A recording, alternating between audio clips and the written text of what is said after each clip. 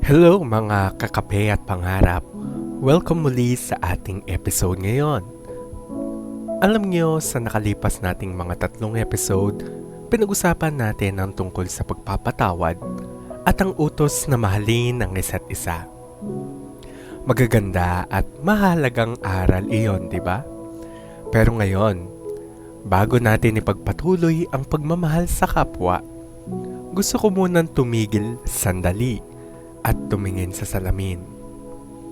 Ang tanong ko sa inyo, paano mo mamahalin ang iba kung ang sarili mong tasa ng puso ay walang laman? O kaya, paano kung ang laman ng tasa mo ay pait, galit, o kawalan ng kumpiyansa?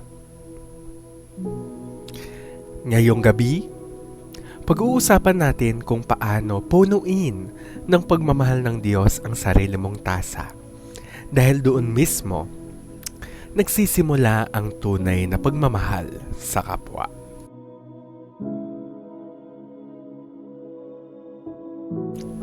Ang ating teksto ay makikita sa Marcos 12:30-31. Ibigin mo ang Panginoon mong Diyos ng buong puso mo, buong kaluluwa mo, buong pag-iisip, at buong lakas mo. Ito naman ang pangalawa. Ibigin mo ang iyong kapwa gaya ng pag-ibig mo sa iyong sarili. Wala nang ibang utos na hihigit pa sa mga ito. Ano ba ang nagiging problema? Ito ang sirang pananaw sa sarili. Pero paano kung ang pananaw mo sa iyong sarili ay sira? Paano kung hindi mo nakikita ang inyong sarili bilang mahalaga? Kung puro pagkukulang at kamalian lang ang nakikita mo tuwing titingin ka sa salamin, paano niyo po magagamit ang sarili mong pagtingin bilang sukatan ng pagmamahal sa iba? Kung hindi ka rin marunong magpatawad sa sarili mo, paano ka magpapatawad sa iba?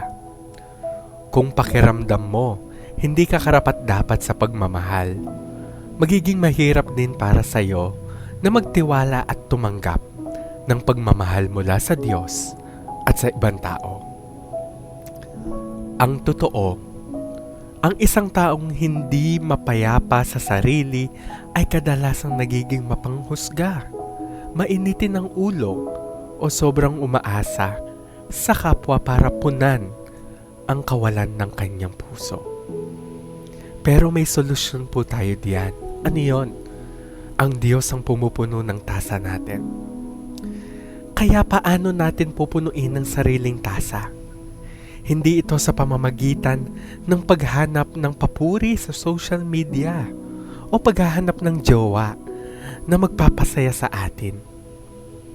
Ang tanging makakapag-refill ng ating walang hanggang tasa ay ang Diyos mismo. At ito ang 3 bagay na kailangan nating gawin. Una, tanggapin na ikaw ay minamahal ng Diyos nang walang kondisyon.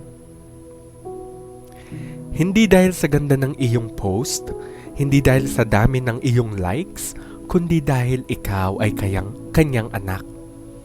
Tignan natin ang Jeremias 31 verse 3. Inibig kita ng walang hanggang pag-ibig.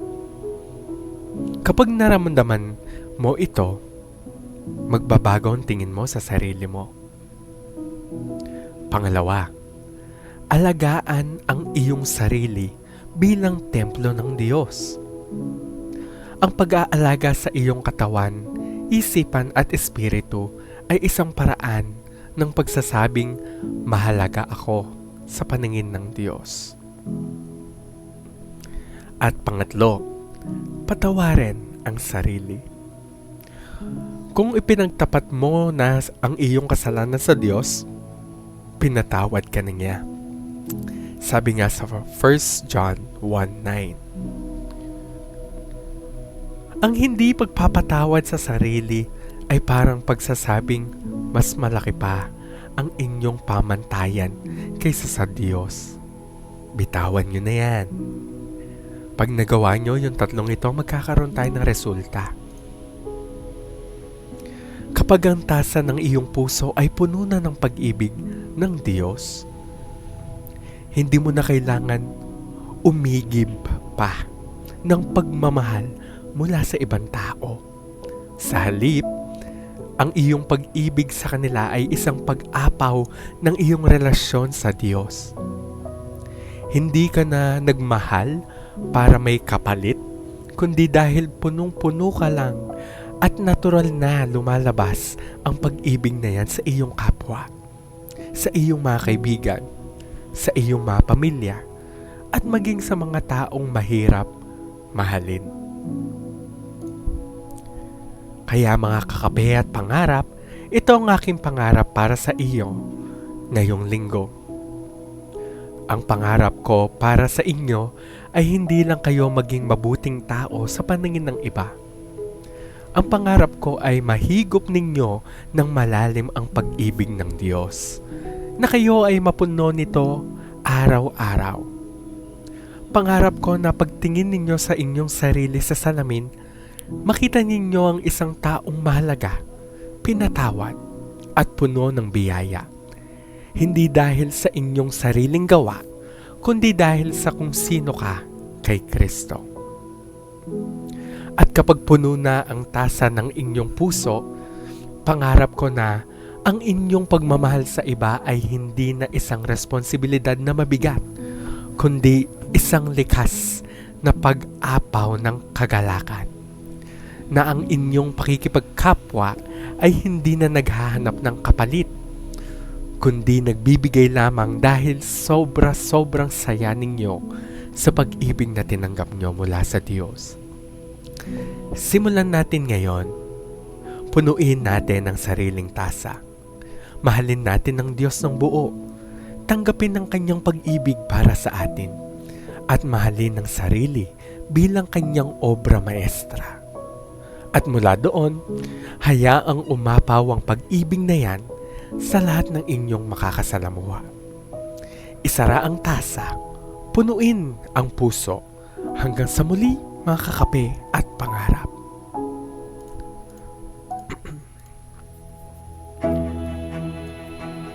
Okay guys, that's it for episode 4. Let's do a quick recap.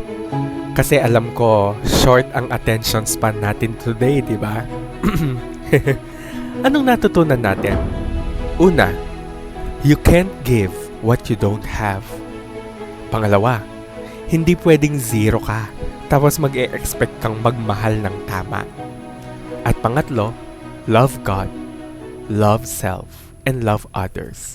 In that order.